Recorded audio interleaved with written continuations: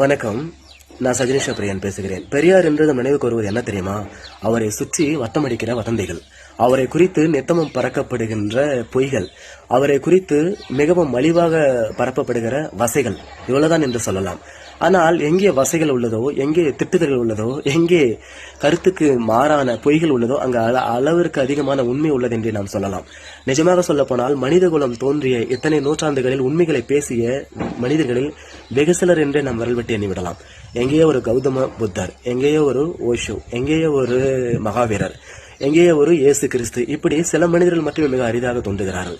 எங்கேயோ ஒரு சாக்ரடிஸ், எங்கேயோ ஒரு இங்கர்ஷால், எங்கேயோ ஒரு நீட்சே, இப்படிதான் மிக அரிதான மனிதர்கள் மனித குலத்தில் தோன்றுகிறார்கள். அப்படிப்பட்ட வரிசையில் வைத்து பார்க்கக்கூடிய, மிகவும் மதிக்கக்கூடிய, மிகவும் மிகப்பெரிய ஆளுமை என்றால் தந்தை பெரியார் என்று சொல்லலாம்.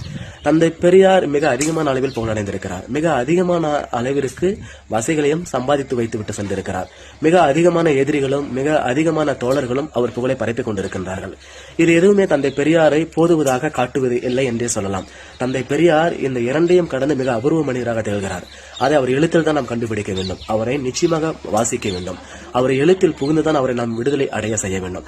அதை விட்டு தந்தை பெரியாருக்கு ஆபத்தான கருத்துக்களை, பொய்களை, வசவுகளை பரப்புவது கூடாது என்றே சொல்லலாம். அவை பெரியாரை தெரிந்து கொள்வதற்கு முற்றிலும் உதவுவதில்லை என்பது என் கருத்து.